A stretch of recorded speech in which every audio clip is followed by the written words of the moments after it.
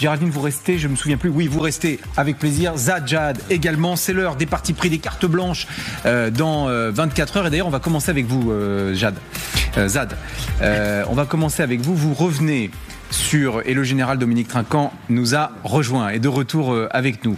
Vous revenez sur les propos de Philippe Baptiste, qui est le ministre à l'enseignement supérieur. Alors, il a dit qu'il n'y avait pas d'islamo-gauchisme dans l'université. Alors, il s'est fait recadrer par Elisabeth Borne, qui a dit si, il y a de l'islamo-gauchisme partout dans la société, donc il y en a aussi dans l'université. Alors, qu'est-ce que vous en dites ? Exactement. Moi, je dis carton rouge pour Borne et je vais vous expliquer. Ah bon ? Alors, premier point, peut-être certains des téléspectateurs découvrent Philippe Baptiste. Oui, effectivement, c'est le ministre de l'enseignement supérieur et comme vous allez le voir, voilà, il a dit la semaine dernière, en parlant de l'islamo-gauchisme, ce terme n'existe pas en tant que terme universitaire. Il n'est même pas bien défini, donc cette notion n'existe pas. Il dit bien en tant que terme universitaire. Il est ministre de l'enseignement supérieur et donc hier, il a été démenti par, non pas sa ministre de tutelle, mais en tout cas la ministre du grand ministère qui est Elisabeth Borne, puisqu'elle est maintenant ministre de l'Éducation nationale. Et je crois qu'on a un son, voilà ce qu'elle a dit.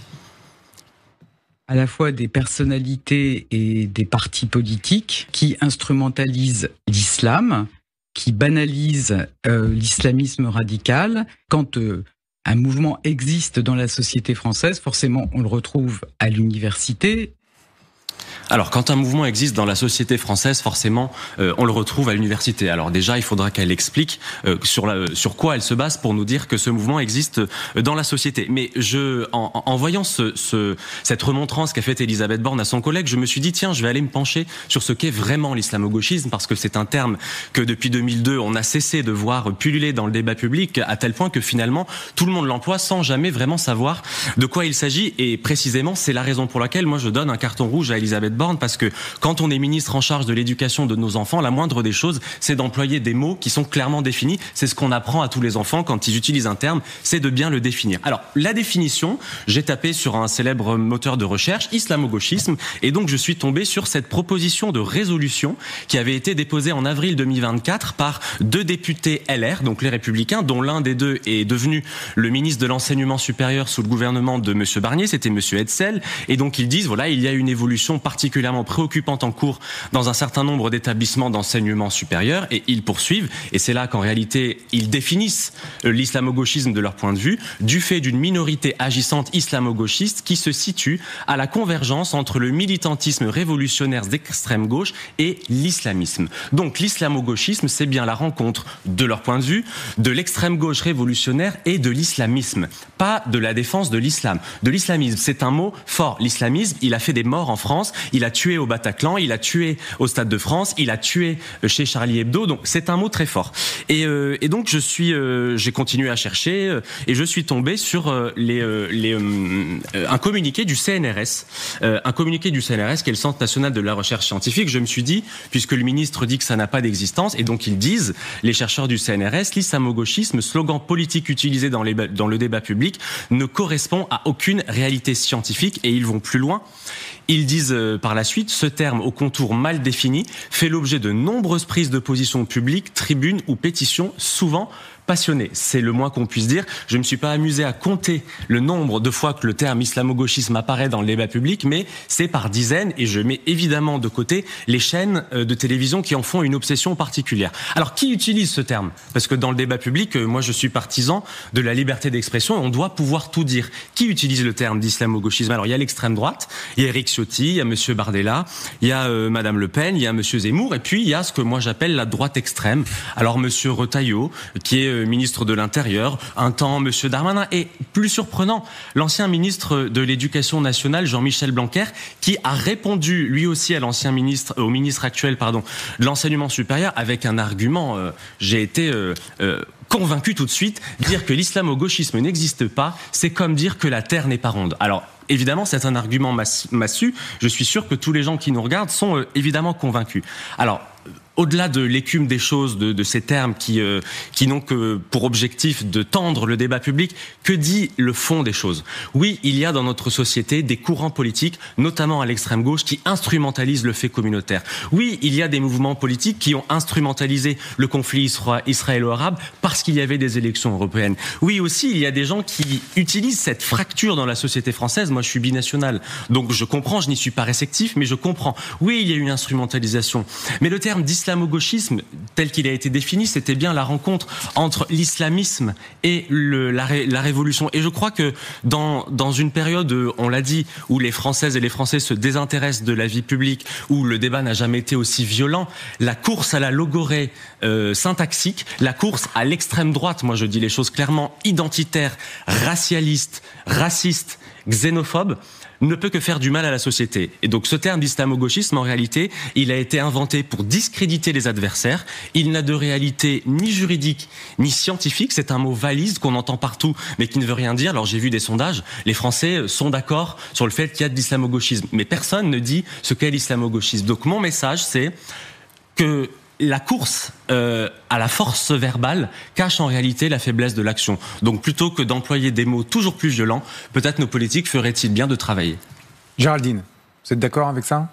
Non, mais je pense que là, on a entendu, c'est un point de vue qui se défend, qui est pas très valide et qui est assez minoritaire. Donc, on va le laisser. L'islamo-gauchiste n'existe tellement pas que ceux qui l'animent s'en revendiquent presque. Voilà. D'ailleurs, à l'époque, c'était la ministre de l'enseignement supérieur et de la recherche avait commandé un rapport sur ce fait qu'il n'existe pas et qui censure toutes les semaines des travaux d'universitaires, des conférences au nom d'une islamophobie qui est fantasmée. Voilà.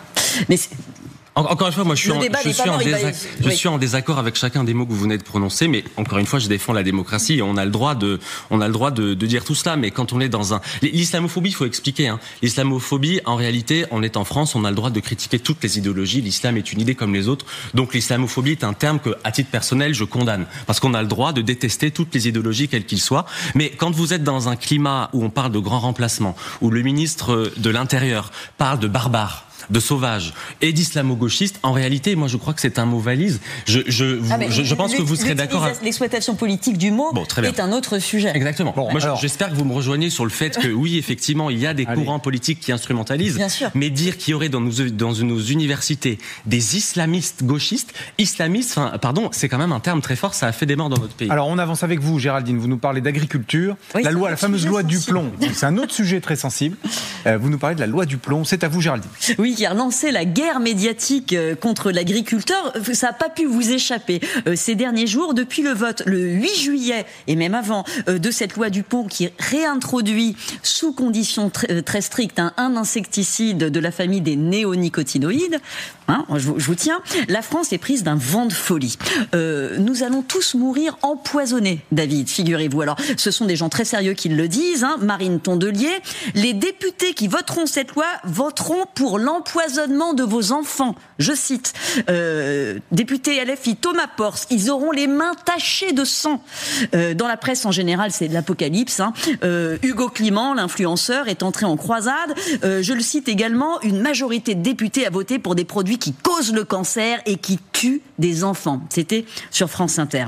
La presse locale publie des listes de criminels qui ont voté la loi, ces salopards de députés, histoire de bien faire pression sur eux. Une stratégie de la terreur qui fonctionne. Moi, beaucoup m'appellent en me disant mais on est complètement affolés, on n'ose plus soutenir cette loi, on le fait en cachette. Et c'est une campagne d'intimidation, tout ce qu'il y a de plus classique, qui s'appuie sur un argument d'autorité, parce qu'il n'y a pas beaucoup d'autres arguments. On nous a brandi récemment une tribune de 100 médecins qui dénoncent cette loi. C'est assez rigolo, parce que j'ai regardé les signataires. Alors bon, il y a surtout des sociologues, des éco-infirmières, je ne savais pas que ça existait, des généralistes, beaucoup de retraités, mais étrangement très peu de toxicologues. Après tout, on ne va pas s'abaisser à comprendre de quoi on parle. Donc, C'est un complotisme qui est érigé en dogme, puisque les experts de l'EFSA, de l'ANSES ne disent pas ce qu'on veut entendre, on invente ses propres experts, et tant pis si ça n'a aucun rapport avec le sujet. Le problème, David, c'est que personne dans ce concert hystérique n'a vraiment lu les milliers de pages de rapports qu'ont rendu les autorités sanitaires, à la fois françaises et européennes, qui ont étudié ce produit qui s'appelle l'acétamipride pendant des mois et qui ont décidé de l'autoriser en Europe jusqu'en 2033.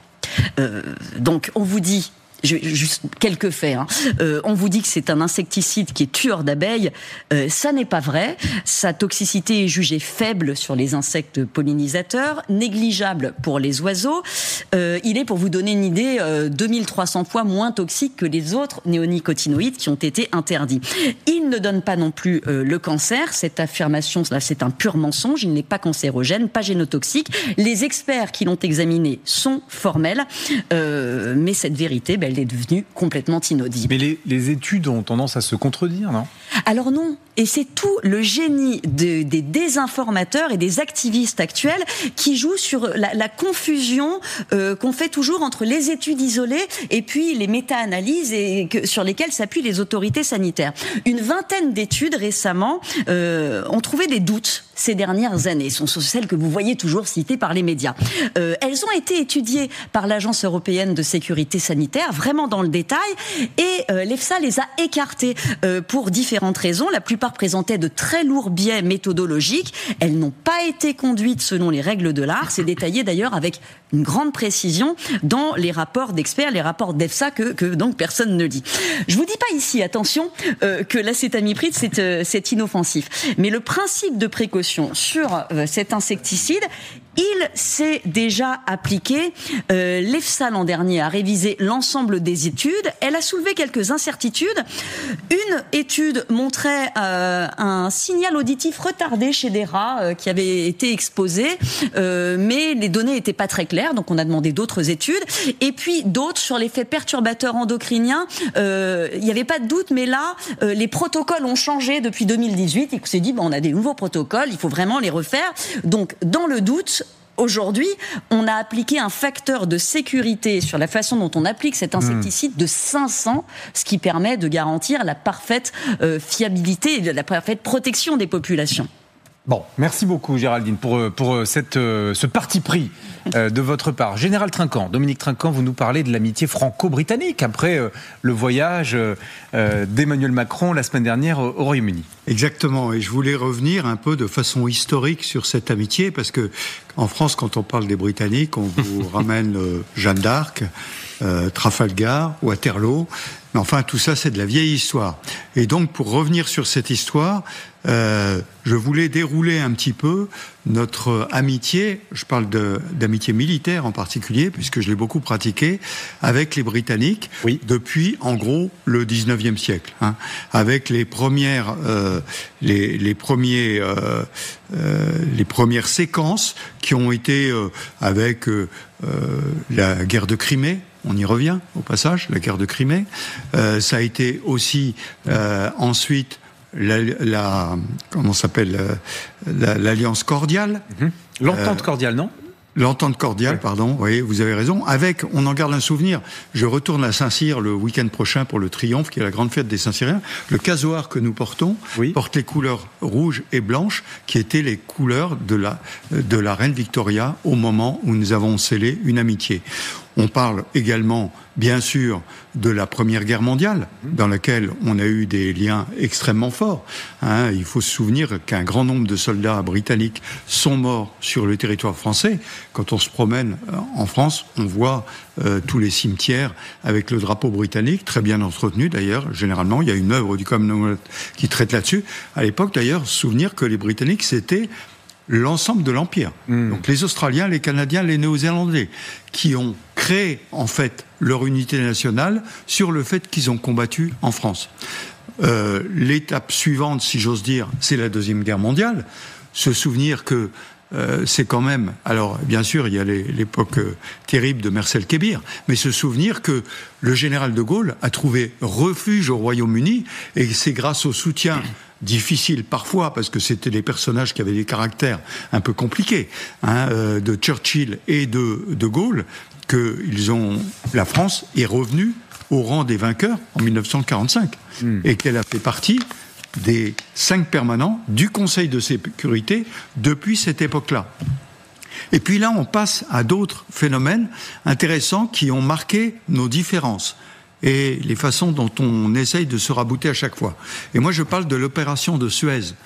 Beaucoup de spectateurs peut-être ne se souviennent plus de l'opération de Suez, qui a été une opération franco-britannique au moment où l'Égypte a décidé de nationaliser le canal de Suez. Il faut rappeler que c'était quand même les Français qui l'avaient creusé, qui l'avaient financé, et que les Britanniques, à l'époque, contrôlaient la région. Et donc, il y a une opération dans laquelle les Français, les Britanniques et les Israéliens, de l'autre côté, ont monté une opération pour contrôler le canal de Suez. Et qu'est-ce qui s'est passé ? D'un seul coup, les Russes et les Américains ont dit « stop ». Les Russes en soutien au Caire, et les Américains parce que les Français et les Britanniques ne leur avaient pas demandé leur avis. Et donc, à cette époque-là, les Français et les Britanniques ont pris des positions diamétralement opposées. Les Britanniques ont dit « jamais sans les Américains », et les Français ont dit « toujours se méfier des Américains ». Et puis après, on en arrive à la période beaucoup plus récente, que là, je pense que tout le monde va s'en souvenir, c'est les accords de Saint-Malo, Je suis les images parce qu'il y a une image qui vient avant, pardon, excusez-moi, je saute un épisode important puisque j'y ai contribué. C'est en 1995, l'action de la force de réaction rapide en Bosnie-Herzégovine. Vous voyez ici le général Soubirou qui est devant, celui à moustache c'est moi derrière, et un officier britannique et un officier français. En fait, c'est pour illustrer que quand les Français et les Britanniques décident de faire quelque chose, ils peuvent le faire tout de suite. À l'époque, les journalistes me disaient « mais je comprends pas, vous faites ça avec les Anglais, alors vous avez une brigade germano-française depuis des années et vous ne vous en servez pas ». Là, au mois de mai 1995, le président Chirac et le Premier ministre britannique ont décidé d'envoyer une opération. 15 jours plus tard, elle était au-dessus de Sarajevo et elle était capable, avec l'aide de l'aviation de l'OTAN, de faire plier les Serbes et de les amener aux accords de Dayton. Donc 95, ça a été un moment important. Émeric, permettez-moi de vous féliciter pour cette moustache. J'avais des belles moustaches, j'étais encore officier de cavalerie à l'époque. Vous étiez officier de cavalerie, magnifique moustache. Ça a été une époque fantastique au passage, ça a été très très intéressant. Et donc, ces Britanniques, en 98, le président de la République va avec le Premier ministre à Saint-Malo et décide de donner un embryon de défense européenne, en fait. Et cet embryon de défense européenne, pourquoi avec les Britanniques ? Parce qu'on est capable de faire ça. On est capable de s'engager tout de suite ensemble. Vous voyez ? Donc c'était important. Ensuite, il y a le Brexit, bien sûr. Et après le Brexit, il y a les accords de Lancaster House, dans lesquels on essaye de dire qu'est-ce qu'on va faire ensemble, la capacité de se projeter. Et donc, c'est la création d'un état-major de projection franco-britannique. Et puis, récemment, on en vient à l'épisode que vous soulignez, cette réunion à Londres, dans laquelle les Français et les Britanniques, une nouvelle fois, se retrouvent. Et là, un événement qu'on ne souligne pas assez. Alors, on transforme l'état-major interarmé en un état-major de corps d'armée qui va pouvoir être déployé, mais surtout, pour la première fois, les Français et les Britanniques discutent ensemble de dissuasion nucléaire sans être sous commandement américain. Et ça, c'est quand même une grande révolution qu'on ne souligne pas assez. Donc voilà, cette amitié franco-britannique militaire, elle a des jalons depuis un siècle et demi. Et aujourd'hui, encore une fois, on la remet sur le devant de la scène, même si les Britanniques ne font plus partie de l'Europe. Avec leurs armées, ils sont capables d'être unis à l'Europe.